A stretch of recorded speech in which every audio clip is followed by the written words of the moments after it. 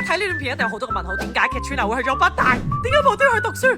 點解北大同我想象都唔一樣？點解北大咁搞笑？點解北大食堂係咁意想不到？最緊要究竟我係讀咗啲咩呢？同埋我點樣入去嘅呢？歡迎大家嚟到冇吹水成分嘅北大學習啦！我見到我啲同學 po 咗我上小紅書，你最 care 嘅居然係我有冇着呢件衫？大家冇啊？因為佢有校服㗎。於我而言咧，呢件衫係型過 LV、Hermes、Chanel。呢衫係有神奇魔力，你着上呢啲 polo 衫咧，你隻手就會自動咁樣噶啦。我老公已經神咗被同化咗啦，佢繼續着 polo 個肚腩都會突出嚟噶啦。今次冇錯，我老公又喺度啦，因為我哋要共同成長。Let's go！ 關於點解我無端嚟讀書？因為前排事業經歷咗啲比較失落嘅嘢，感覺有啲冇用，所以我想讀翻書，感覺嗰種有用嘅感覺，你驚唔驚？順便嚟拍下拖咯，感受下嗰種學生時期嘅甜蜜戀愛咯。但我想講，北京大學真係震驚到我，全部都係大學嚟嘅。間大學大到好似一個香港島咁大，佢間圖書館仲大過香港中央圖書館。到大學嘅第一件事就係同我嘅新同學一齊影全體合照，大家睇下個頭都知道。今次呢個青春校園 trip 最青春就係我同我老公啊！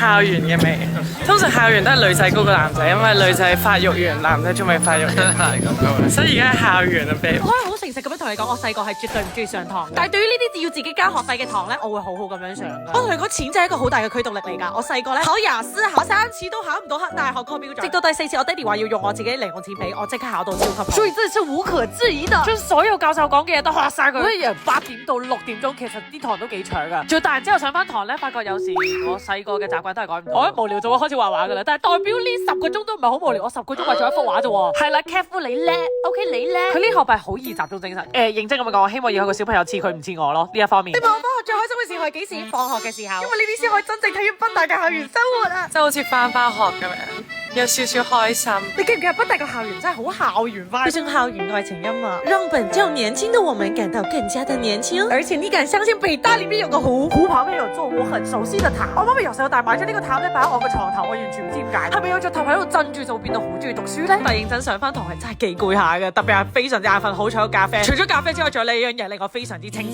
即係做咗呢個堂嘅老師好中意搞埋啲回憶嘢，例如叫成班人出去攞讀校訓。嗱，唔係淨係我喺度笑，全部同學都喺度笑，因為呢啲普通話係好搞笑。為咗令我哋感受到學生自己嘅回憶，佢仲會叫我哋做體操。嗱，你咪話其實真係幾好玩。我覺得人大咗比較難識朋友，但係呢次嚟讀書識咗個新朋友。但係人哋話北京大學啲嘢食好好食，因為係俾國家棟糧。我哋可以睇下，佢有好多種菜嘅。哇，真係㗎！浩甸居然有火鍋區，浩甸我認真咁講，英國嗰啲大學絕對冇咁大嘅一個食堂。我好想試下，但我哋冇飯卡啊！我哋諗住試下嘅心態問係有冇一個北大嘅妹妹可以帶我哋入去食，真係有！我震驚，佢有晒我最中意食嘅餸，有酸菜魚，有辣炒雞，有炸雞髀，有東坡肉，最緊要係你有冇見過咁平嘅？9蚊、4蚊、6蚊、12蚊一個牛肉，最尾我哋5個人夾咗咁多餸。先100幾蚊，重點係啲嘢仲好食。嗰日係俾未來國家棟梁食嘅飯，食嘅下飯突然之間變咗社交大會，原因係因為佢哋問我錄緊嘢，問我係咪博主，真係咁翻我。跟住對面有個雲南嘅，一開始完全唔識嘅叔叔，無端端又開始加入個 conversation，佢就互相係咁加名。食飯仲可以擴充人物，笑死。耶，新認識的朋友，雲南嘅朋友，雲南嘅朋友，那裡等你來。對的耶。跟住同啱啱幫我哋嘅北大女仔傾偈嗰陣時，發覺佢係我媽咪嘅同鄉。對，長得很乖。長得很乖，長得很乖，這個我愛你，我愛你，我愛你。仲發覺佢係我哋嗰個區嘅。中午食飯應該真係嘅。同啲北大學生雲南叔叔喺個餐廳度傾得超級開心。好奇妙的緣分啊！我們聊就聊了1個多小時，哎。那個女生真的很好。那個女生真的巨好的，很善良，讀書又好。沒有想過你問一個人一句話，然後就造就了那麼多友情的誕生。對啊，意想不到嘅事出現啦！我都俾人邀請咗上去做講師。好，大家歡迎來到我的課。剛剛那個人一直在喊麥啊，我也要喊一下。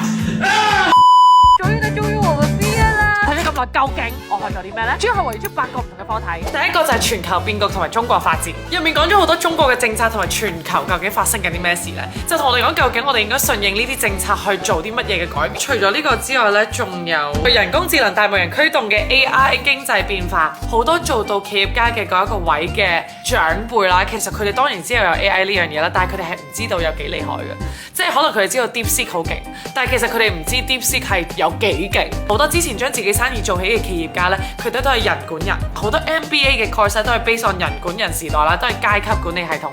但係咧佢而家呢一個 course 咧就係教我哋未來點樣可以人管機時代，人機合一去中間管理層系統 blah blah blah 比較新穎嘅 concept。我記得所有人都非常之相信呢個教授，因為咧呢個教授佢講 AI 嘅，佢同我哋講話要投公司嘅話咧就要投核准。睇得出我老公都非常之信佢，一完咗堂就即刻上去台上面同佢傾偈，問佢攞 insider information。當然啦，我都相信，亦都有好重要嘅企業財務風險同埋稅務策劃策略。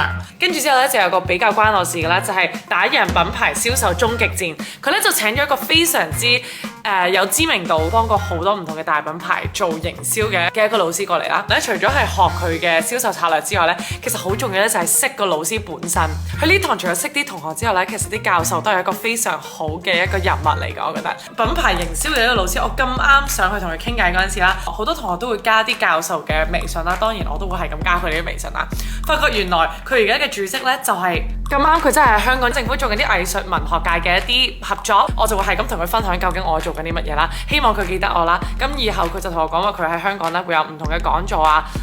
咁佢就會同我講咯。我唔知佢會唔會同我講，但係佢話佢會同我講。佢一同我講，我就即刻去啲講座，識好多唔同嘅人，去見識唔同嘅嘢。佢 marketing 策略咧，對於一個做 marketing 嘅人嚟講，我覺得都係有用嘅。OK 係有用嘅，雖然佢嘅時間係非常之短，你明白我哋呢個 course 係好短㗎咋，所以基本上你想象下呢啲課程就係將一碗雞湯濃縮變成一個雞精。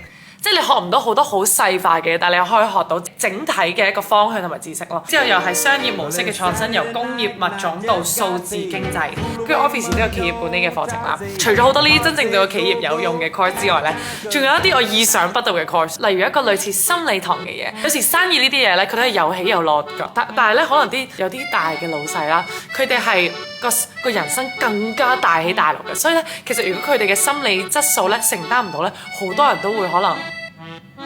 佢哋就會做出啲唔好嘅行為，話點樣可以令到你個人開心啲呢？或者你要錫老婆啊，佢仲播咗個韓劇添，佢無端端播咗個韓劇，跟住我就睇住全部嗰啲長輩嘅老細，佢哋就望住嗰個韓劇，be like，